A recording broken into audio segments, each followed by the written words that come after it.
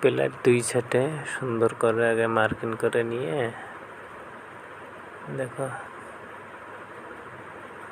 Marking করে নিয়ে দোনো সাইডে রাউন্ড করে মার্কিং করা হয়েছে। আর উপরে তক্তা ফিটিং করা হবে। এই যে তক্তা ফিটিং করা হলো, রাউন্ড করে 4 ইঞ্চি ফাঁকা ফাঁকা করে